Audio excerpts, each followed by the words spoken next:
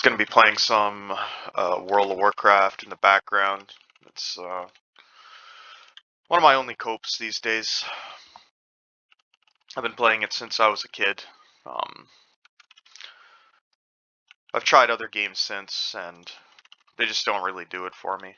I always run out of stuff to do, and they kind of have an end that makes me wonder why I put time into them in the first place. Uh, some of you might know me, most of you won't. I've been in the kind of black pill incel community for years now, floating around, like a speck of shit in the toilet bowl, like a lot of the rest of you. And gotten to a point in my life where I just kind of want somewhere that I can record my thoughts. If somebody wants to listen to them, great. If not, it's a lot of this is just going to be for me. So, can't promise it'll be super entertaining, but maybe somebody will find something useful in it. Maybe you can at least use it to not make a lot of the same mistakes that I did with your lives. And I figured today I'd start out with kind of a brief history of my life and how I ended up here. Um, for me, I'm the oldest child in my family, and there was always an unreasonable amount of burden placed on me. I had an absent mother who decided it would be easier to make me raise her children than put any effort into doing it herself. And that's kind of where this all started, you know.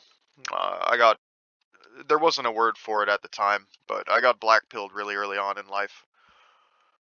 You find out when you're 5, 6 years old that your mother is essentially an overgrown child that can't be trusted to be truthful. Uh, she's like basically just a liar from day one, and it kind of puts it into perspective that women aren't all they're cracked up to be. If the one woman that's supposed to love you from day one doesn't, you end up looking at them a different way for the rest of your formative experiences. So for me, it all kind of starts there. I've got a younger brother that I've always been pretty close with.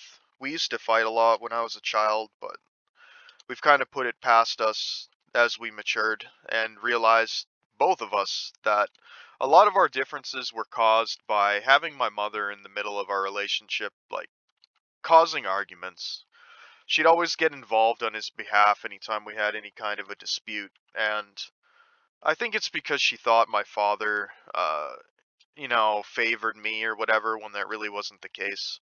So she just took his side no matter what, and as a result, I had to suffer a lot of grave injustices as a child. And it gave me an understanding of the black community. A lot of those guys are raised by single mothers, and I understand how they arrive at a life of criminality, because if you're going to be punished for things that you never even did, you're going to be serving the time. Uh, you may as well at least do the crime as well and reap what benefits there are to be had. And that's what single mothers teach. They teach that you're going to be punished regardless, so you may as well just do what you want. And unfortunately, I arrived at that conclusion too late in life to really make use of that point of view. But if you're in a similar predicament, I'd recommend just kind of doing what you want. Try not to do harm to people. Sometimes it's unavoidable, but on average, just look out for yourself, because nobody else is going to. You consider yourself lucky if you have friends or family members that give a shit about you at all, because that's increasingly rare in our world. And I think it's going to be even worse going forward. We're looking at a possible draft in a lot of Western countries. And if you think your mother, the women in your family won't sell you out to make things a little bit easier on them, you're going to be in for a rude awakening. So, Just be on guard with that. You think your family's your friend. A lot of the times, they're not going to be, especially the women. So, my mother was an ungrateful, sour person that at some point in my early childhood, something in her brain broke. I don't really know what went wrong with her. I think she had a microchip put in there by the government so she could be some kind of a Stasi Karen spy or something like that. Because I have these formative memories when I was a kid of she used to trace Pokemon out of the Pokedex hand manual that I had so that me and my siblings could like color them in. I used to build Lego blocks with her when I was a child, and at a certain point that all changed. She started treating me like I was dog shit on the bottom of her shoe for really no reason. I was still far too young to have been the cause of any of these sort of things, but it just flipped like a light switch overnight, and my mother was gone. I don't know if it was a doppelganger situation, a skinwalker, maybe she's being piloted by satellite beams, who knows? A lot of times with my life, it feels like, if you've ever played a video game before, it's like getting spawn camped, where before you can even learn the game, before you can get good, before you can do anything, you've already got people that have been playing it for a long ass time, uh, kicking your ass. And it's a really frustrating predicament to be in. You're born into this world, you're a child, and before you know it, you're pulled out of the womb. You get your dick chopped up if you live in a Western country. Whether you're Jewish or not, we just mutilate all the dicks here to help people blend in, I guess. And I'm of the opinion that that does irreparable damage to the human mind. You're traumatized. I think it's the building block of trauma-based mind control for a lot of men that live here. You're informed in no uncertain terms very early on in life as a Western male that, your pleasure, your enjoyment out of the environment, it doesn't matter, and it will come secondary to what people want to inflict upon you. So, I got that lesson from all angles as a kid. I gravitated towards the internet because that's where I felt like I could actually have friends. My parents were house flippers. Every year and a half, they'd move somewhere else, wherever they could find a deal on a house that they could put some, like, remodeling and shit like that into, and make money.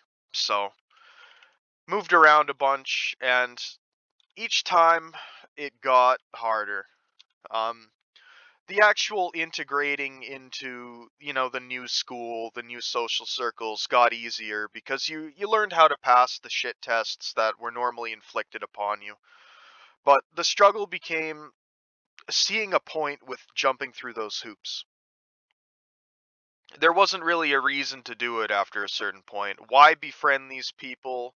Why try and have attachments to anybody when it's just going to get uprooted so your mother can, make another 50 grand on real estate in the early 2000s? And the whole thing just basically trapped me on the internet. I'm a very chronically online person. I used to stay up all night when I was in school so I could play this game, because my parents were living in $1 million McMansions, but effectively white trash hobos when it came to the amount of disposable income that they had. So we had like one old family PC that I was expected to share with my brother, who, he's your younger brother. He's going to copy you. He's going to want to do things that you're doing. I can understand that. But I never really had anything that was my own. I was told that I had to share, what's mine is his, but what's his is not mine, and I was the only one that ever had to do this sort of thing. Growing up, my parents, I think, were ill-informed at best, malicious at worst. They effectively socially isolated me just through their actions. I don't know if any of you guys ever went to school with a kid that was like a Jehovah's Witness or some other kind of, insular religious sect kind of idea, but I remember going to school with some of these guys, and I always felt bad for them because it would be like, oh, so and so isn't able to participate in the Halloween festivities. He has to do schoolwork while everybody else is having a Halloween party and stuff like that. Looking back on it, I realize I was effectively one of these people. I had a secular upbringing. My parents never taught me about any kind of spirituality or God or anything like that.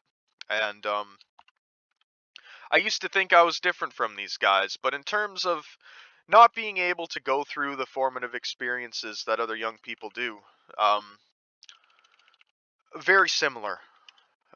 I remember being a kid and going to school. It was a new school again at the time, and trying to fit in with my peers. I was about 12 or 13, and I think it was Gold Member, like the Austin Powers movie had just came out at the time. And everybody in my class is talking about it, okay? That's what the boys all found to be very funny because it's very, juvenile humor, right? Normal kid stuff. But I remember being put in a position where I wasn't allowed to watch that movie. My parents wouldn't let me because I wasn't the age of the MSRB rating that was on the movie. I wasn't 13 or 14 adult or whatever it was. So I had to sit there and I had to pretend, fake it till I make it, and try not to out myself as the stunted weirdo that wasn't allowed to see the things that everybody in my class was. And it was all kind of downhill from there. I was well liked at my two previous schools, but when I got there, I think it was fourth grade or whatever, it was all just it all starts then. At least it did for me with this sort of life. And it was at that point I kind of realized, like, uh, it doesn't matter. Here I am, I'm putting all my effort, I'm study selling. I'm thinking if I just focus on my academics, if I just get 100%, my life is going to turn out fine. And it never did. I always lagged behind everybody else. I didn't have any kind of like, I felt superior to my classmates in a way, but in practice I wasn't. I didn't have friends. Any relationship I had with a girl was very hollow. I was the first guy to kiss a girl in my grade. Fake cell, I know. But it was an awkward situation because I had no idea how to initiate intimacy with any of these girls. My parents were in like a sexless, affectionateless relationship. I never seen my mother kiss, hug, even sleep with my father in the same bedroom. Okay, she slept on the couch my entire life. So I had no idea what like a natural relationship looked like. So if the girl didn't try to literally kiss me and like make the first move or anything, I felt like a rapist trying to move forward with any of it myself. I felt like, yeah, I'd be imposing, and I shouldn't do that. And as a result of this, every relationship that I've ever had has fallen apart because the woman, I think that she ends up thinking I'm gay or I'm not interested in her or something because I'm not like actively trying to fuck them at every waking moment that I interact with them.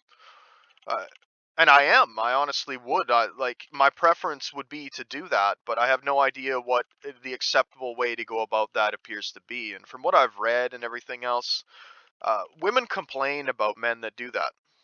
The only strategy that has ever attracted women for me is just ignoring them. Ignoring them as best as possible, depriving them of the only resource that I have in this life, which is my attention. And eventually, most women are big enough attention whores that they can't, in my opinion, they view men kind of like Pokemon cards, where women they gotta collect them all. Okay, in a woman's mind, if you're not giving her attention and haven't in the past, you're like a rare Charizard, and she's got to have you. But the second she starts getting it, you lose that allure, you lose that mystique, and she's on to the next one. So it's a catch 22 because it works to attract women just ignoring them, but you can't get laid by them and ignore them at the same time. So this strategy also worked better when I was younger. There wasn't the proliferation of dating apps, of cell phones, of social media and everything else. So I a lot like Hell by the Dashboard Light talks about. I remember being younger and women wanted boyfriends. Like it was the guys actually, as strange as this may sound, that weren't into the whole thing.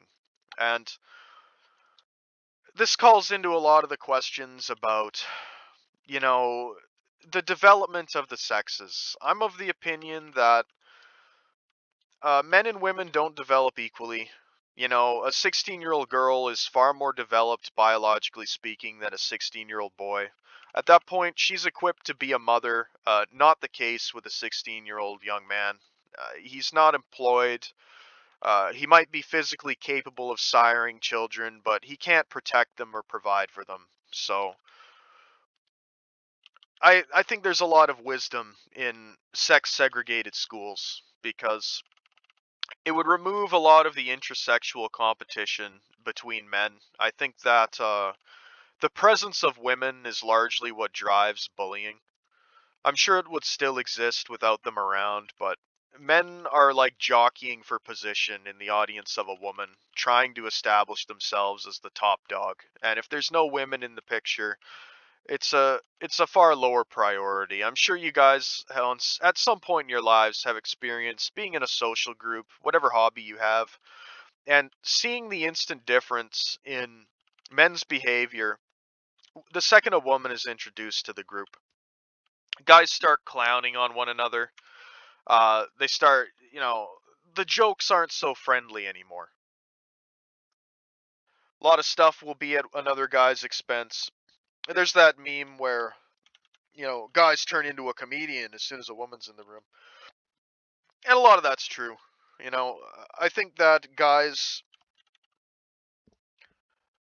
think that women are attracted to funny guys, and it's a chicken and the egg situation that they've got backwards, where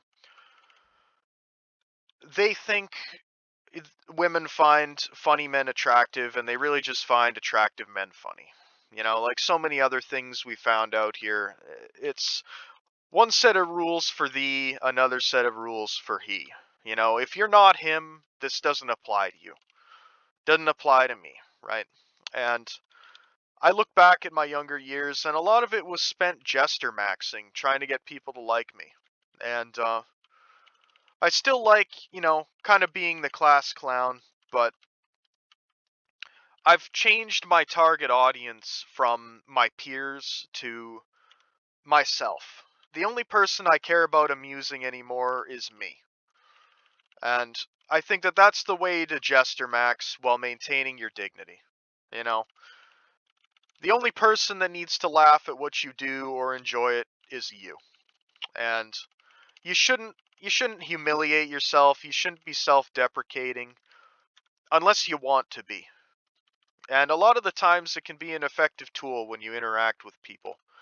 You know, I'm very like, or at least I used to be very kind of socially anxious, withdrawn. So I believe I have an easy time spotting it in other guys. And a good way to diffuse situations with other guys when you're first meeting them or whatever is to kind of bust your own balls, shit talk yourself a little bit, and it it diffuses the kind of tension in my experience because they know then right off the bat that you don't take yourself too seriously, and they don't have to necessarily walk on eggshells around you, right? If you're willing to offend against yourself casually, then they're not worried about accidentally offending you. And this has served me well, with a couple exceptions. Sometimes people take this kindness and tendency for as a weakness, and they'll take advantage of it and they'll try and push too far. I wouldn't necessarily recommend using this strategy in the workplace. That's where I've had the most issues with it. Um, Most guys will appreciate it and you'll get along with them, but then you get the usual kind of snake type man that yeah, sees it as an opportunity to pounce on you and establish himself. So, a lot of years clown maxing, gesturing in school, a lot of years focusing on academics that led absolutely nowhere.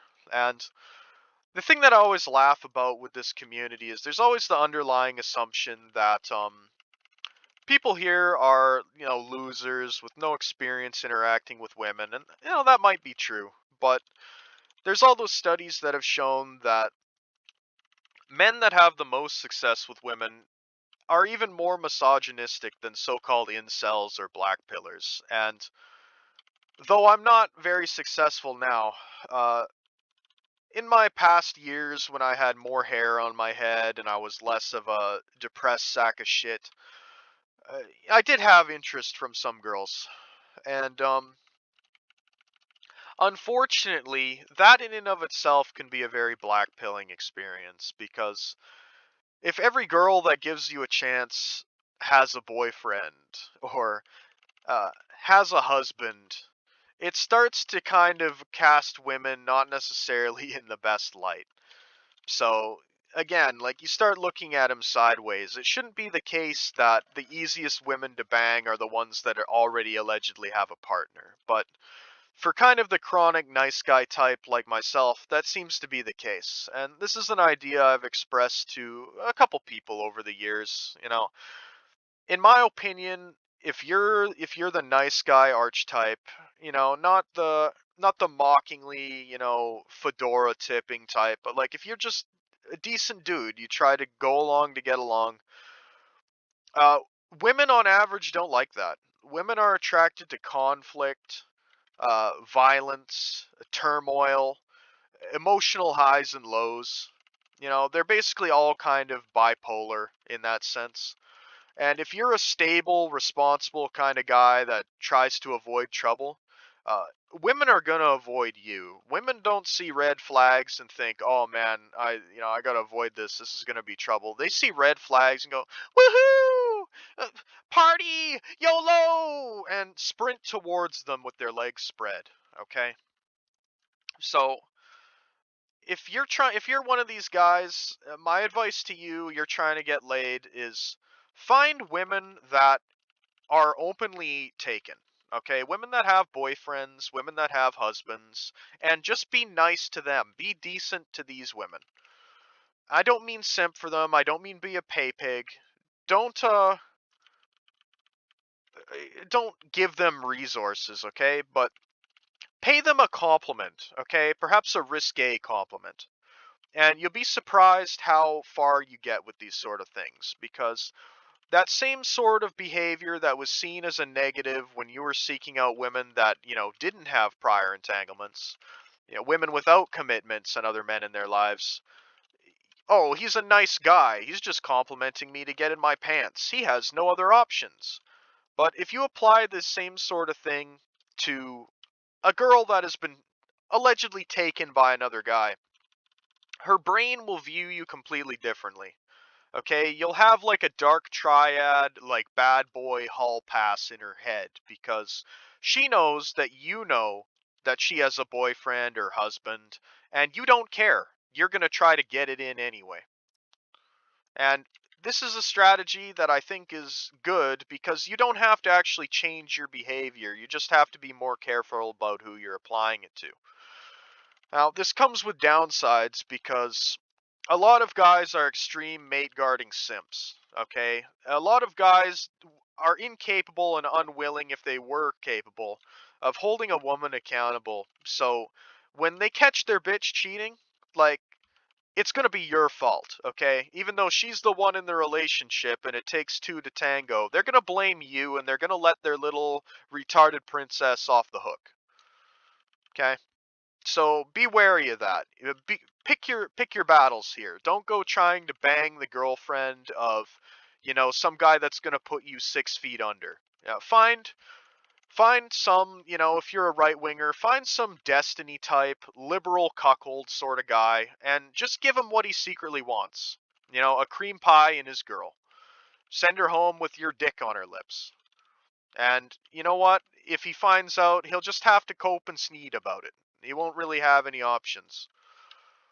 So, if that's what you want, go for it. Personally, it's almost like prostitution to me, where I'm not really attracted to women that are so morally bankrupt, which has left me in a situation where I may as well be gay, because I don't think that there's very many women in this world anymore that have any morals, scruples, really any decency at all.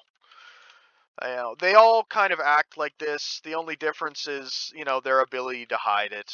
Good examples of this would be all the right-wing grifter girls. Whether you like Pearl, the only reason Pearl turned into a woman hater is because, her baboon got stolen by a more attractive redhead. Okay, a gorilla fucking monkey branched from her to a better girl, so now she sees the problem with other women because she got her man took.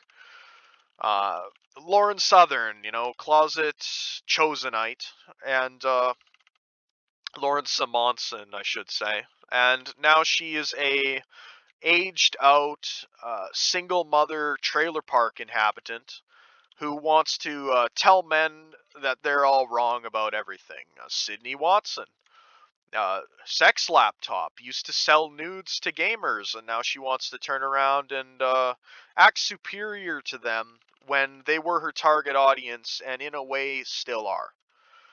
These women all have the same sickness, the same addiction to attention, and there's no cure for this as long as society is arranged the way that it is. So, just kind of take the Aaron Clary approach. He's an annoying manlet boomer, but at least broken clocks are right twice a day, and the things that Aaron Clary's right about are that all you can really do is enjoy the decline. Unless you're willing to go like turbo ER and, really go out with a bang, which I wouldn't recommend, because as we're seeing with the kind of self-immolation protests, nobody really cares about that. You'd be in the news cycle for a day and then you're out of it. You're a thing of the past. Don't throw your life away for society and people that don't care about you. Whether that is joining the police, joining the military, or putting yourself in harm's way for women in your personal life. And even if it's women in your family, if these women have mistreated you, let them suffer the consequences of their actions. You know, I've got a younger sister that I used to, be close with, and this girl has done nothing but fuck my life up. Okay, this is she blackpilled me so hard on what actually attracts women. My only regret with the whole situation is that I wish she were my older sister, so I could have seen what women are attracted to firsthand when I was still young enough to make use of the information. Unfortunately, I got this stuff, in the reverse order, where I find out that, oh, women are attracted to criminal scumbags. A surprise! I wish I had known this when I was a teenager and I could have made a better use of it. But, you know, my sister is honestly unbelievably attractive, okay? Like, if she wanted to back in the day, she could have easily opened, like, an OnlyFans and been one of the top, like, people if she put the effort into it. And this people might say this is fucking inappropriate to speak about, but I look at it as like the Trump situation when he's being interviewed about his daughter, right? And he says, Ivanka is very attractive. If I weren't related, perhaps I'd be dating her. And it's not like a sick thing. It's just like it's an honest observation of reality. And I always considered my sister as, you know, I wish I could find somebody like her that I wasn't related to effectively. And she's everything that people tell you to look for in a woman. Like, she was getting straight A's all through school. She took her academics seriously. She was responsible. Until a certain point, probably my parents' divorce, where she just kind of went off the deep end and snapped. I can't really blame her for doing this. It was a shitty situation the way my mom sprang the divorce rate, but at the same time, like, she's never dated a guy with a job. Every single one of them has always been some sort of like a drug dealer of one variety or another, involved in this sort of lifestyle. Easy money, fast life. And this is a girl that a lot of people would have thought wouldn't be like that. She came from upper middle class upbringing, uh, like, took her schoolwork seriously, and she still turned out like that. And I can't help but feeling like a portion of it is a byproduct of growing up in a household with a mother that does not respect the weak father that she chose. My mother wore the pants the whole time, and my sister was never really a man hater, but she hated that my father was too weak to stop my mother, and as a result, she basically goes for guys that are abusive. And she's had her head dribbled off the kitchen counter at my mom's house where we all live, and that's another topic. I'm unashamedly a mother's basement dweller. Okay, my mother has made it clear to me in no uncertain terms that I have no inheritance coming. So, with the way the Canadian real estate market is, I'm not interested in being a rentoid. Any of this stuff. I don't need a whole house. I have no family. I have no partner. So I'm withdrawing my inheritance early by living here rent free. And I sympathize with guys that have to work and pay rent, because that is a horrible situation that I'm sure I would be far more miserable than I currently am if I was in myself. So my condolences to you guys. You're the ones that are really suffering. So, but this has also taught me a lot of things. So I get to see the sort of guys my sister brings home, and almost all of them are like degenerate scumbags, and some of them are better than others. Um, but it, women don't have like respect for you, and I made the mistake of, when we moved into this house, I ended up with the bedroom below my sister's. She's on the upper floor above me, and I would never recommend this to anyone, because you don't realize it's a problem until it's too late. It's fucking 2 a.m. and your roof's getting pounded in by the next guy. Okay? So, you don't want to know, like me, you don't want to be in the situation where you've got some smug little retard grinning at you while he leaves your house because he knew he fucking woke you up all night. Okay? It's not worth it. And this is where kind of things started falling apart with me and my sister. We used to have a good relationship, but the fact that she's just like okay with this, I'm not in the closet with being an incel. I don't hide this from my family. They know, like, not all the specific minutia, but they know the basics of, like, I don't I don't like women really cuz women don't like me. And this isn't a hatred thing, it's just I avoid women cuz women have never given me anything but headaches, starting with the ones in my own family. So, if it were up to me, I'd never see another woman again.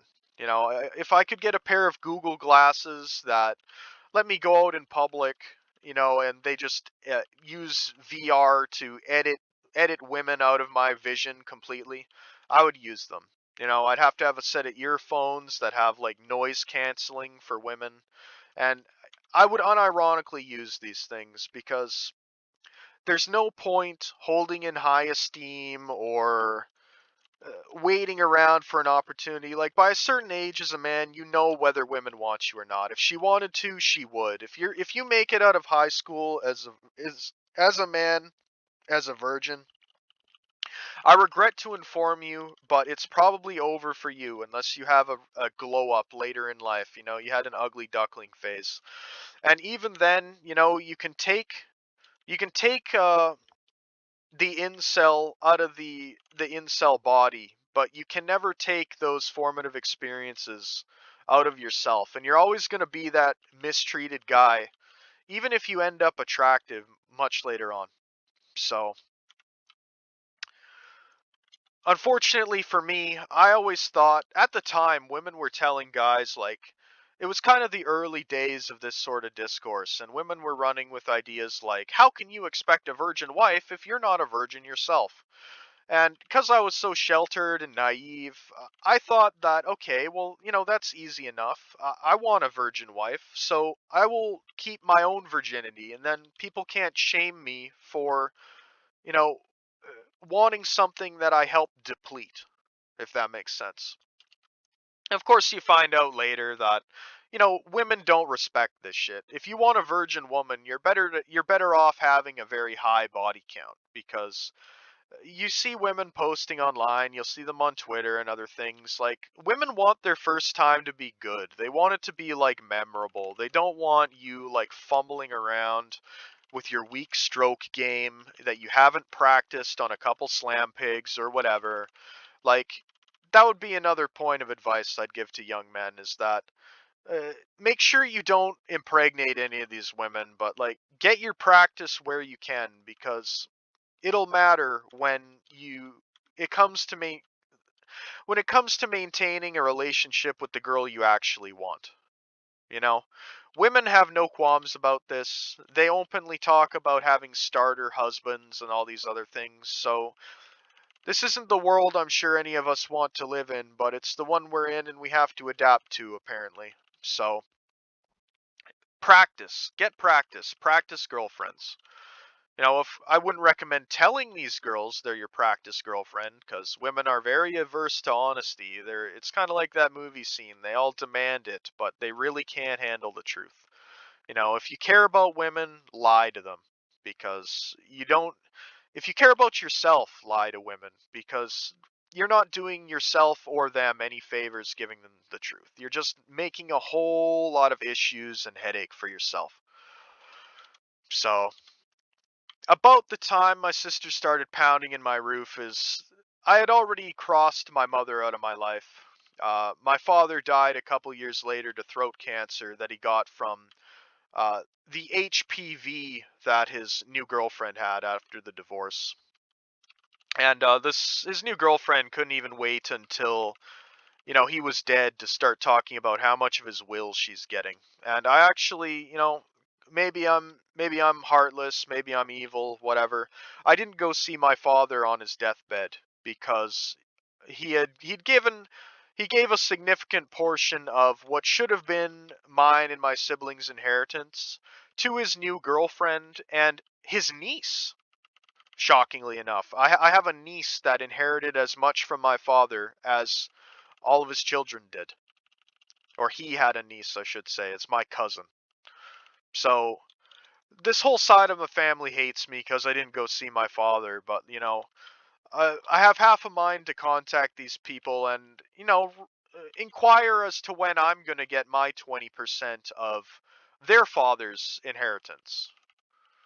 A very strange situation, but you grow up and you start understanding a lot of the family dynamics that you're born into. And I don't think I'm the only one that was born into kind of a matriarchal clique where the women are all in cahoots with one another, defrauding the men.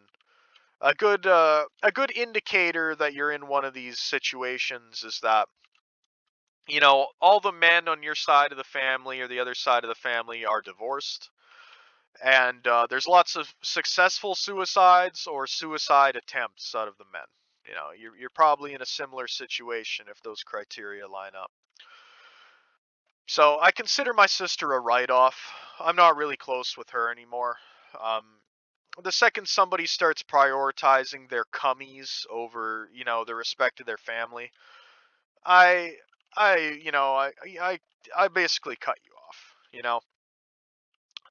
I could talk about this in depth, and I probably will in the future, but I'll just continue along with the brief early history in my life. So,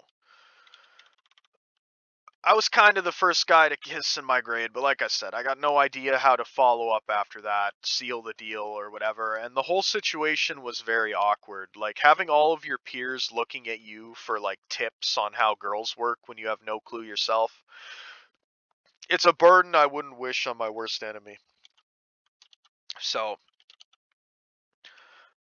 what I found out later in life is that my father was a Christian, my mother is a Jew. And every single time I'd get close with a girl that is not like it Jewish, my mother would do everything in her power to sabotage it. A lot of the moves that I went through as a child were actually not necessarily because they got such a good deal on another house and had to go flip it. It's because I was getting too close with a Gentile, and my mother didn't like that. She wanted me to, get with another Jew like her. And the title of the stream I was on the day before this with Thomas White was self-hating Mischling, and that's actually what I consider myself because I don't I don't like the fact that my dick is chopped up. I don't like the way my mother like backstabbed my entire love life to try and shoehorn me surreptitiously into getting a girl that she'd approve of. And I don't like how criticism of this is somehow foreboding. I am basically Jewish apparently because I don't get any of the cool benefits. I don't have a bank that I can take away from my enemies when they criticize me or anything like that. I'm kind of just one of the low level ones that I just get to deal with the whole evil matriarchal side of things, without really any of the benefits. I kind of look at myself, if you've seen the movie from the early 2000s, Blade, where the only guy that can, fight the vampires is the guy who's half a vampire himself, but maintains his humanity. And that's how I kind of see these things, where it's like having the angel on one shoulder and the devil on the other, where it's being as wise as a serpent, but as harmless as a dove, being a Mishling like this. Because on the one hand, I prefer Gentiles. They're kinder. They might be more simple. But they haven't tried to like do ill to me the way these other groups of people have. They go along to get along. I respect that. And if it were up to me and I could hit a button that would erase myself and my kind along with it, I would do it for the good of the world. Because it's a profoundly sick people, and it's the origin of feminism. Like, Judaism is a matriarchy. It's dominated by the women. A lot of the hatred towards white women is is driven by Jewish women. It's not, they can't stand typical female jealousy, the kind of Aryan phenotype of white women being very beautiful, and they seek to destroy it. I believe that's the purpose of the immigration and everything. You know, if you remember, there was years ago, there was a Jewish guy that went on the Oprah show and talked about kind of similar ideas about how he refused to date Jewish women. And I think that this is a semi-common sentiment among these guys if they're cognizant. So finding out a lot of your situations that would have been better were sabotaged by your mother because she wanted you to end up with a Jew doesn't really sit that well with me.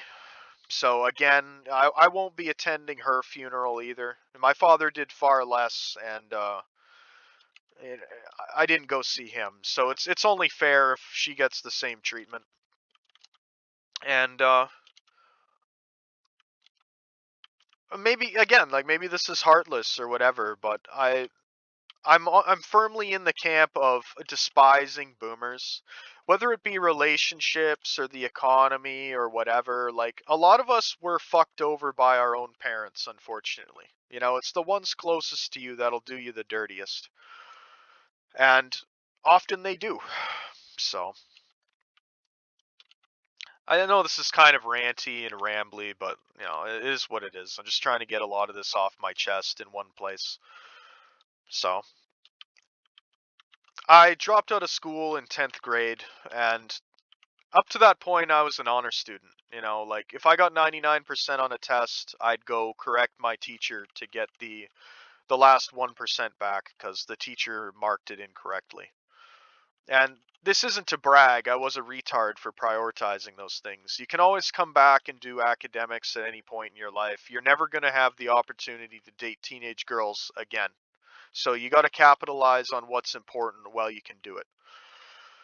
So you're never going to be surrounded by women without long traumatic histories, saggy bodies, poisoned by chemicals at a 50-50 gender ratio other than when you're in school.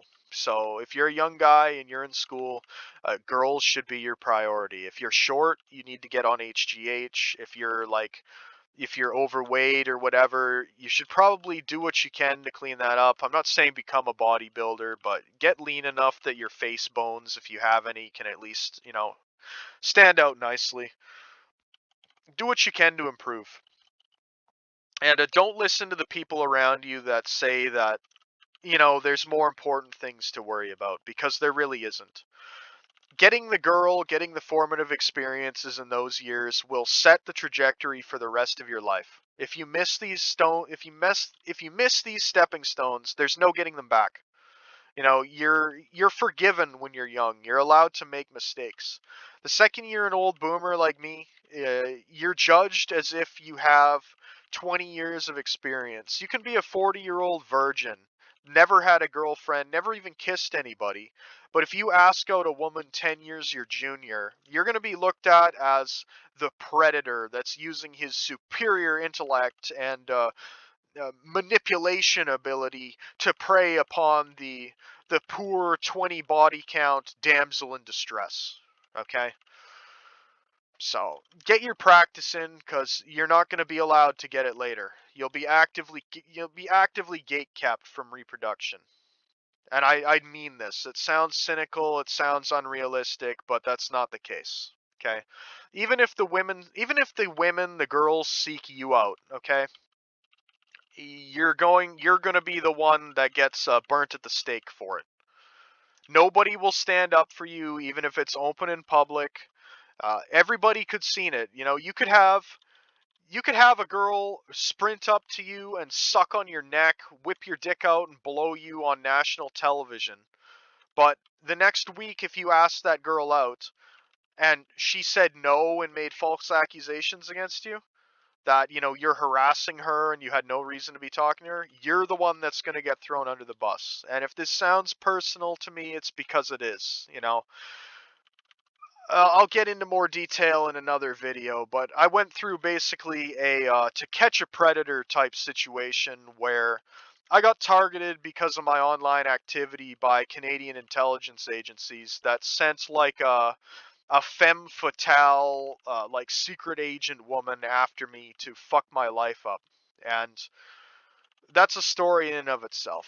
So before this gets too unhinged, I'll probably cut it off there, and I'll just upload whenever I kind of get the mood to do it.